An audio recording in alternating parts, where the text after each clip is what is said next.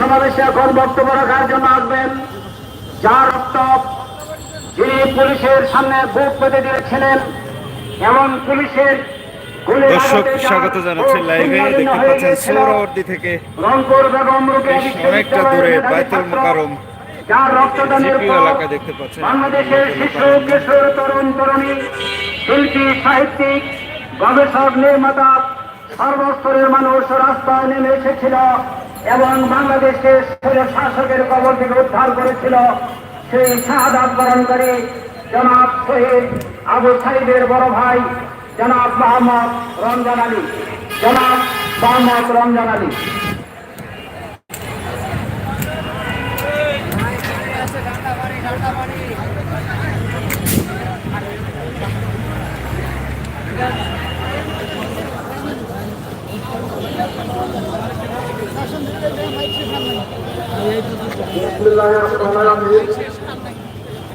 আজকে বাংলাদেশ জামাতে ইসলামী সমাবেশ ঢাকা সমাজ উদ্যানে আয়োজিত সভাপতি এবং প্রধান অতিথি এবং রাজনীতির নেতৃবৃন্দ, আমাদের সামনে আছেন সাংবাদিক ভাইয়েরা এবং প্রশাসনিক কর্মকর্তা এবং সম্মেলনের যোগ দেওয়া বাংলাদেশের বিভিন্ন জেলা থেকে আগত ভাইয়েরা, সকলে আমার সালাম নেবেন।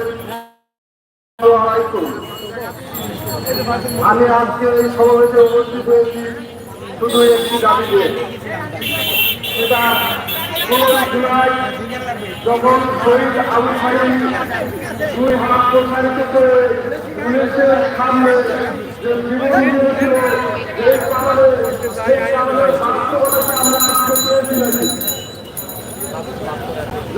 দর্শক আপনারা এই মুহূর্তে দেখতে পাচ্ছেন গুলিস্তান জিপিও যে পয়েন্টটা সেটা দেখতে পাচ্ছেন, সেটা সমাবেশ স্থল থেকে অনেকটা দূরে। পুরো রাস্তা জুড়ে কিন্তু এদিকে লোকজনের সমাগম, জনসমাগম দেখা যাচ্ছে। রক্তের বিনিময় এই বাংলাদেশ জুলাই গণ অভ্যুত্থান 24-এ যে শহীদ হয়েছে, এই শহীদের রক্তের বিনিময় এই বাংলাদেশ আজকে যে আমরা এই সমাবেশে একত্রিত হয়েছি, গত 17 বছর এই ফেসিবাদ সরকারের আমলে আমরা কি এরকম সমাবেশ করতে পারছি কিনা? যদি না পেরে থাকি তাহলে আমাদের ভাইদের যে অগ্রাধিকার, যার জন্য বাংলাদেশের জীবন দিয়েছে, তার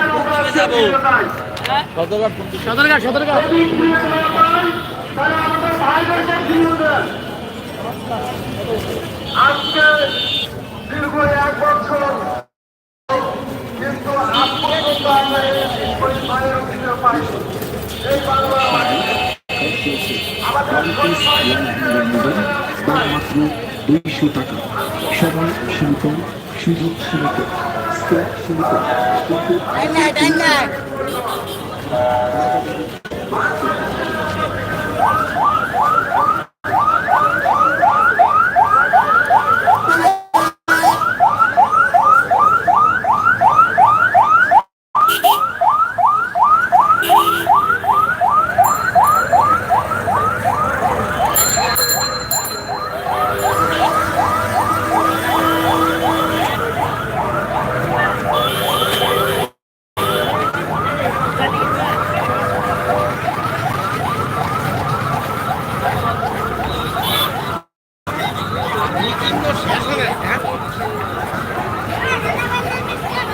আসর বললেন যাও।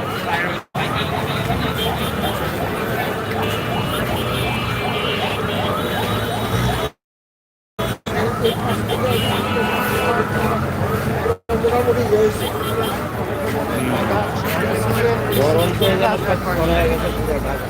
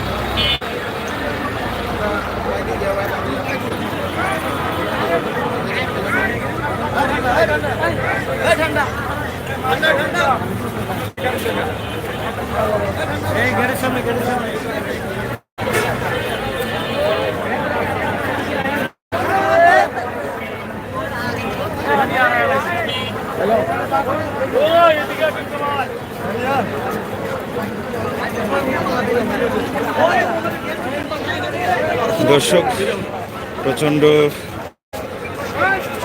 রৌদ্র তাপের কারণে কিন্তু বায়তুল মোকাররম এলাকাতেও ভিড় করছে।